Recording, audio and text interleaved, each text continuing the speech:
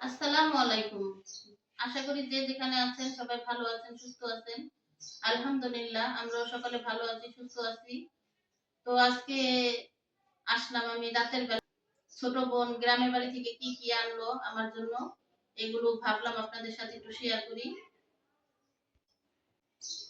বোন গ্রামের বাড়িতে গেছিল, এর আগে তো আপনাদের বললামই, কারণ আমার মা বাবা আমার দুই বোন একসাথে গেছিল। তো ছোট বোন আইসা পড়ছে আরো কিছুদিন আগেই। আর আরেক বোন আসলো আজকে। আমার বাবা মা আর ওই বোন আসলো আজকে। তো কি কি আনলো আমার জন্য, আমি যা যা পছন্দ করি আমার জন্য নিয়ে আসছে। তো এগুলা ভাবলাম একটু আপনাদের সাথে শেয়ার করি, কারণ আপনারা আমাকে অনেক ভালোবাসেন, অনেক পছন্দ করেন, আমার ভিডিও দেখেন, এই জন্য আপনাদেরকে তো দেখাইতে হয়, এর জন্য একটু দেখানোর জন্য রাতের বেলায় দেখানো। এখন হলো রাত্রে 9টা বাজে, কারণ সকালের জিনিস এগুলা ভাবলাম আপনাদেরকে দেখাই, তারপরে এলা ফ্রিজে ভরে রাখি, কারণ ফ্রিজে না রাখলে নষ্ট হয়ে যাবে। এই যে গাছের লাউ, সবে গাছের, কিন্তু দেখা যায় আমরা ঢাকা কিনা খাই এইগুলার এক স্বাদ, আর গ্রামের বাড়ি থেকে এক জিনিসের এক স্বাদ। শাক সবজি যাই বলেন, গ্রামেরটা স্বাদই আলাদা, অন্যরকম। লাউ তো দেখলে নেই। তো আর কি কি আনছে, ভিডিওটি না টেনে সম্পূর্ণ ভিডিওটি দেখতে থাকুন।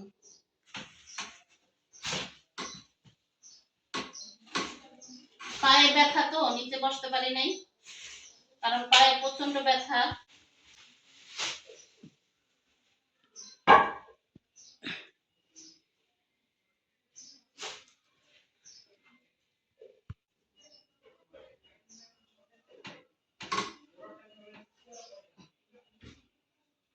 এই তো কচু,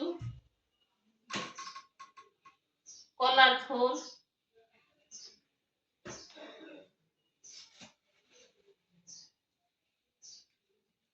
লাউ শাক,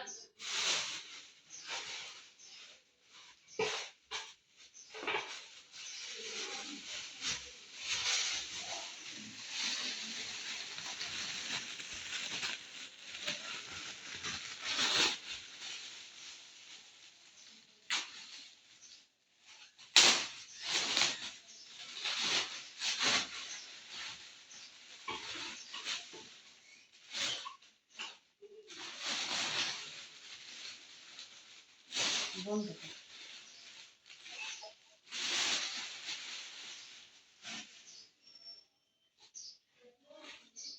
এগুলো হচ্ছে আমার সবচেয়ে পছন্দের জিনিস, কারণ এগুলো আমি খুবই পছন্দ করি। এখানে লাউ শাক, তারপরে এগুলা কি বলে, মুসি, পুঁই শাকের মুসি, কলার থোর, লাউ, কচু, তারপরে এখানে হচ্ছে ওদের গাছের তেজপাতা, কারণ এগুলা সবে শ্বশুর বাড়ির। শ্বশুর বাড়ি হচ্ছে বিয়া খেতে গেছিল হইলো এই বরিশাল, বরিশাল থেকে মাদারীপুর গেছে, মাদারীপুর ওর শ্বশুর বাড়ি। মাদারীপুর কিছুদিন বেড়ায় তারপরে এই আজকে আসলো। এই তো এখানে হচ্ছে কলই শাক, কারণ কলই শাক আমি করতে পারি না, তো এই জন্য ওর জালে কাইটাই দিছে।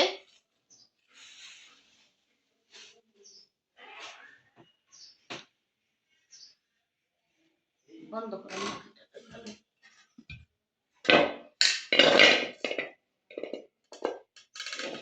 এখানে হচ্ছে আমলক্ষী, ওদের গাছেরই আমলক্ষী।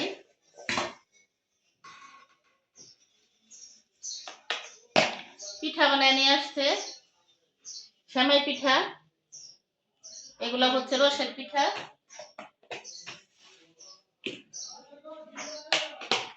আর এটা হচ্ছে ভাপা পিঠা, বড় করে বানায়া মানে কাইটা আনছে, কারণ এখানে তো আমি একা না, আমার আরো বোনেরা আছে। আর এই চকলেট গুলো হচ্ছে ওর স্বামী পাঠাইছে বাহির থেকে।